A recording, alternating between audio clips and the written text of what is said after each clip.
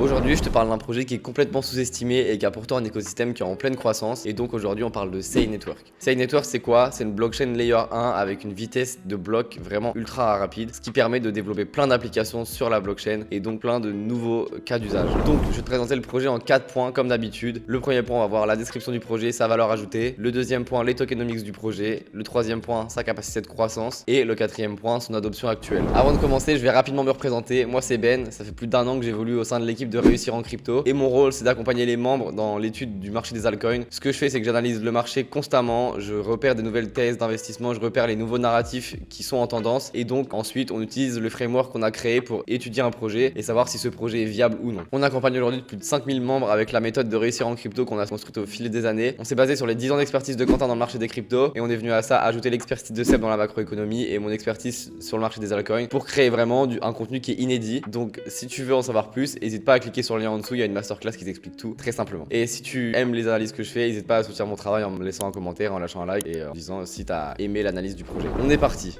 Donc aujourd'hui on parle de Sei Network qui est une blockchain du coup layer 1 et leur besoin spécifique c'est de répondre aux DApps. Du coup c'est les applications qui sont créées sur les blockchains qui nécessitent des hautes performances en termes de transactions et en temps de réponse. Donc ça veut dire que c'est pour les DApps qui ont besoin d'avoir un temps de réponse qui est très court et quasiment d'avoir un temps de réponse qui est en temps réel et c'est ce que Sei propose tout simplement avec sa technologie. Donc ça peut servir à plusieurs cas d'usage, notamment le trading à haute fréquence par exemple, les réseaux sociaux, les marchés de prédiction ou plein d'autres sujets, mais ils sont surtout basés dans leur branding au niveau du trading à haute fréquence et de la finance plus particulièrement. Et leur objectif principal du coup c'est de résoudre les limites des blockchains existantes pour notamment les DEX avec le problème de liquidité, de congestion ou de ce qu'on appelle les front-running. Donc c'est quand quelqu'un passe une transaction avant quelqu'un d'autre et que ça entre guillemets dérègle le cours normal des transactions et que ça peut créer des problèmes de liquidité sur le marché ou des problèmes dans le trading pour certains investisseurs. Et c'est que pour ça, leur force et leur valeur ajoutée, c'est qu'ils proposent directement un carnet d'ordre qui est intégré et qui est compatible IBC, donc avec la blockchain de Cosmos. Et quelle est la valeur ajoutée de Sei Network et pourquoi on s'y intéresse aujourd'hui? C'est parce que tout simplement, comme ils l'expliquent sur leur site, ils ont time to finality, donc c'est un temps de création de bloc qui est aux alentours des 400 millisecondes, donc c'est vraiment quasiment instantané. Et ils ont un ratio de 100 mégagas par seconde, donc c'est vraiment très très élevé. Et ils ont déjà eu plus de 3 milliards de transactions sur leur blockchain, donc on voit que c'est une blockchain qui commence à être adoptée vraiment sérieusement et qui a des grosses capacités technologiques et on est sur une blockchain qui est quasiment en temps réel, donc c'est vraiment ultra intéressant comme projet. Et donc pourquoi on s'intéresse sérieusement à Sei? C'est parce qu'actuellement ils sont à 100 mégagas par seconde et ils veulent atteindre avec leur Sei Giga le 5 gigagas par seconde et ça permettrait d'avoir vraiment une blockchain qui est vraiment encore plus rapide qu'actuellement et avec un débit du coup de quasiment 250 000 transactions par seconde, donc ça serait colossal. Et on voit qu'ils ont les outils pour parce qu'ils sont en train de développer pas mal de choses, notamment ce qu'ils appellent le Twin Turbo Consensus qui est un consensus qui est optimisé tout simplement pour obtenir ces résultats. Ils ont pas mal de technologies qui sont propres à eux. Déjà, ils sont EVM compatibles. Ils ont une intégration native de l'IA pour les développeurs sur Sei directement. Donc, ça facilite l'onboarding de nouveaux développeurs sur l'écosystème. Donc, ça, c'est vraiment intéressant. Et ils ont aussi une base de données propre à eux qui s'appelle la SeiDB qui permet d'optimiser le stockage d'état sur la blockchain pour tout ce qui est EVM compatibilité. Donc, ça permet de répondre aux contraintes de performance fondamentales de stockage des blockchains traditionnelles. Donc, c'est ultra intéressant comme fondamentaux et comme structure de base pour la blockchain. On est sur un projet qui est développé sur leur propre infrastructure qui s'est développée via Cosmos. Comme je le disais, ils ont du coup un contrat sur Sei et sur Cosmos directement, plus ils sont EVM compatibles. Donc ça permet de prendre nativement en charge plusieurs standards de tokens, dont les standards ERC20. Et donc ça facilite vraiment le fait d'amener des DApps de l'écosystème Ethereum vers l'écosystème de Sei tout simplement. Et on voit que le projet bosse sur plusieurs domaines pour atteindre justement ces 5 gigagas par seconde, notamment au niveau de l'exécution des transactions, au niveau de leur consensus et au niveau du stockage du coup des données. Et on voit qu'il y a pas mal de choses qui sont prévues dans la roadmap. Donc c'est ça qui va être intéressant de suivre pour voir comment ils vont atteindre ces 5 gigagas par seconde et comment ils vont développer leur blockchain par la suite. Mais ils sont déjà en train de créer, de build pas mal de choses. Donc c'est un écosystème qui est vraiment très très intéressant et on voit que le projet se donne les moyens d'aller vers son objectif et travaille vraiment fort pour atteindre cet objectif. Donc c'est vraiment plutôt un point positif dans la valeur ajoutée du projet et dans sa construction et dans ses fondamentaux en général. Je vous laisserai le lien du blog de Sei dans ma description pour que vous puissiez regarder toutes les étapes. Il parle de tout vraiment, c'est très très bien expliqué. Vous pourrez aller checker si ça vous intéresse de creuser encore plus. Et pour terminer sur le projet, du coup on est sur l'explorer de Sei et on voit que les blocs s'enchaînent vraiment très rapidement et qu'actuellement on a un temps de bloc qui est aux alentours des 0,5 secondes, donc c'est vraiment très très rapide. Maintenant que je vous ai présenté le projet, je vais vous parler des tokenomics du projet. Donc au niveau des tokenomics de Sei, on a actuellement un 67% de la supply qui est unlock. Au niveau de la répartition, on a une répartition qui est équilibrée. On a 48% qui est dédié à l'écosystème, on a 20% qui est dédié aux investisseurs privés, 20% qui est dédié dédiée à la team, mais découpée en 2 allocations. Donc une première allocation entre la 2 et la 4e année et une deuxième un peu plus petite entre la 5 et la 6e année. Donc ça montre que la team a une vision long terme sur son projet et qui se sont mis à investing sur 6 ans, donc c'est plutôt une bonne chose. On a 9% pour la fondation et on a eu 3% pour le Binance Launch Pool. Donc au moment où le projet a été lancé, il était disponible sur le Binance pour avoir des tokens pour la communauté tout simplement. Et donc actuellement au niveau des vestings, on a les vestings de l'écosystème et de la fondation qui sont journaliers et on a les vestings de la team et des private sales qui sont tous les 15 du mois. Donc c'est plutôt ok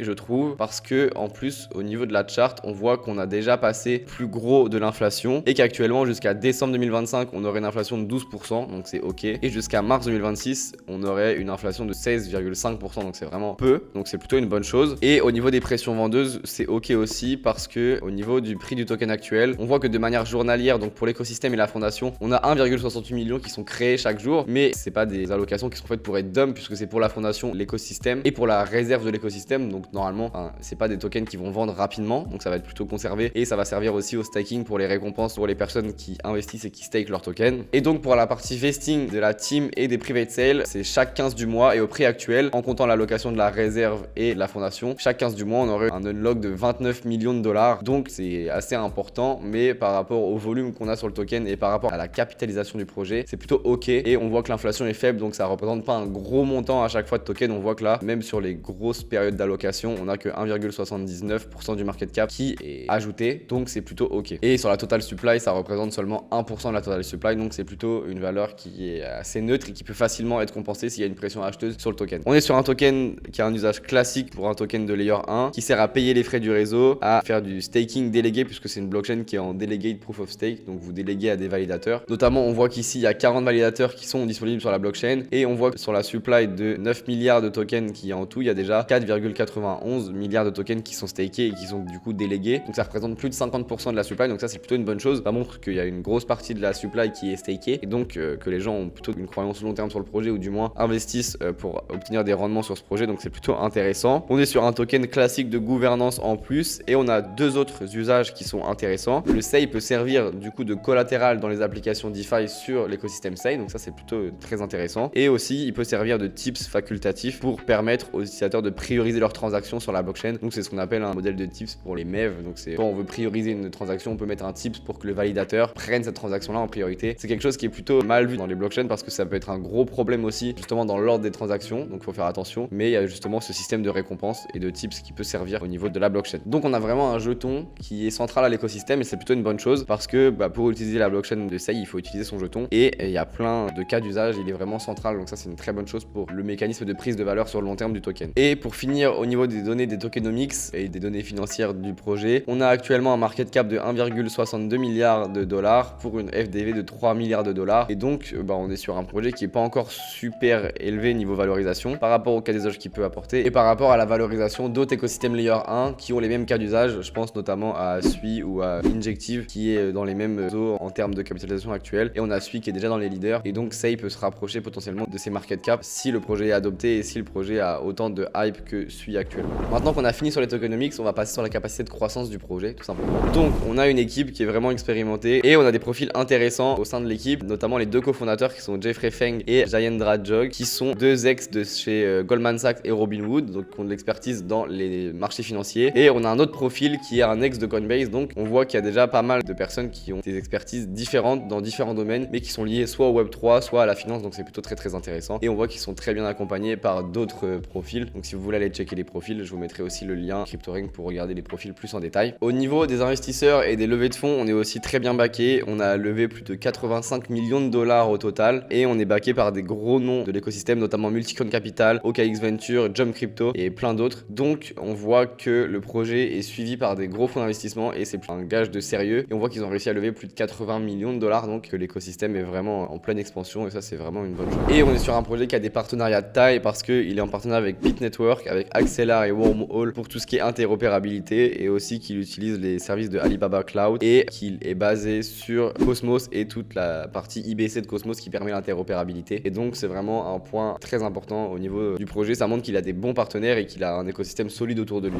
Maintenant qu'on a vu la capacité de croissance du projet, on va passer à son adoption, et c'est là où on a des statistiques intéressantes. Donc premièrement, on voit que depuis mai, enfin même depuis plus longtemps, on a un nombre de comptes qui est croissant sur l'écosystème, et on a actuellement plus de 27 millions d'adresses qui sont actives, dont plus de 17 millions qui ont été créées en 2025. Donc on voit que l'écosystème a une grosse traction depuis 2025. On est sur une moyenne aussi de comptes actifs qui est aux alentours des 500 000, 600 000 comptes actifs journaliers. Donc c'est vraiment plutôt très encourageant. Donc on voit qu'il y a une adoption et une utilisation qui est régulière au niveau de la blockchain. On voit aussi qu'on a régulièrement beaucoup de nouveaux comptes qui sont créés, donc aux alentours entre 100 000 et 200 000 par jour en moyenne. Donc c'est vraiment plutôt très intéressant. Et on voit que le nombre de transactions ne cesse d'augmenter donc de manière croissante et assez rapide. Donc ça montre que le projet et la blockchain se développent de plus en plus. Et en plus de ça, si on le compare justement donc à Sui et Injective, qui sont pour moi les deux principaux concurrents, qui se positionnent à peu près sur le même secteur, on est sur actuellement un réseau qui est plus utilisé en termes d'adresses actives journalières. On avait avant Sui qui était vraiment beaucoup plus utilisé, qui a décroché complètement, alors que on voit que Sei Network est beaucoup plus linéaire et on voit qu'il y a une croissance qui est certes plus légère et moins marquée, mais on a une tendance qui est à la hausse, alors que Sui on a une tendance qui est plutôt baissière ou qui stagne. Et pour Injective, on est sur un projet qui est vraiment beaucoup moins utilisé. Et on voit qu'au niveau du nombre de transactions journalières, on est dans les mêmes cas d'usage, donc avec un nombre d'adresses actives qui est plus important. C'est plutôt un signe de bonne santé de la blockchain et on est sur un écosystème qui est en pleine expansion. L'autre point, c'est que au niveau des net flows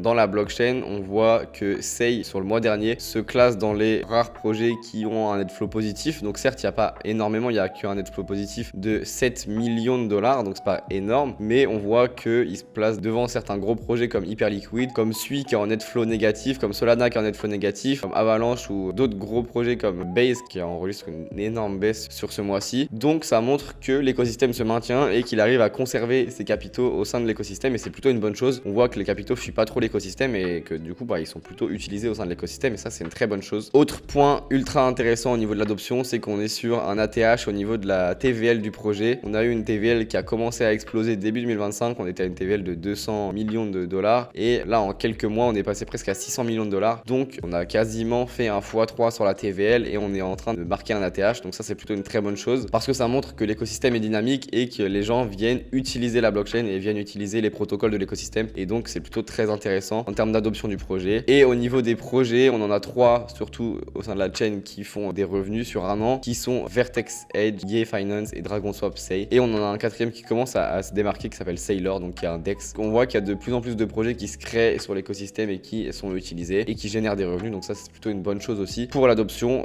et la croissance de l'écosystème. Autre point qui est ultra intéressant sur la croissance de l'écosystème, c'est qu'ils se positionnent aussi maintenant sur le marché des agents IA et qu'ils expliquent que leur blockchain est potentiellement fait pour accueillir la nouvelle économie des agents IA qui représentera à terme plus de 200 milliards de dollars, et que justement c'est grâce à des écosystèmes et grâce à des blockchains comme Sei où on est quasiment en temps réel, où les agents IA ont besoin de faire plein de microtransactions, et donc c'est ce type de blockchain qui correspond à ce cas d'usage. Et bien Sei se positionne en tant qu'acteur potentiellement utile pour ce genre de cas d'usage, et les agents IA sont un des narratifs qui sera selon moi des prochaines années à venir et des prochains mois, parce qu'il y a plein de cas d'usage qui peuvent se créer, et donc Sei avec leur infrastructure Sei Giga se positionne comme l'infrastructure qui peut être utilisée. Donc c'est un très bon point pour l'adoption croissante et l'adoption future de l'écosystème de Sei tout simplement. Et le dernier point qui est intéressant, qui montre que l'écosystème est en pleine croissance, c'est que Sei aussi participe justement à l'accélération de l'adoption de son écosystème en proposant ce qu'ils appellent des accélératons, notamment liés à l'IA, où ils vont financer des projets IA intéressants sur leur blockchain. Et donc là il y aurait un cash prize de 1 million de dollars en tout pour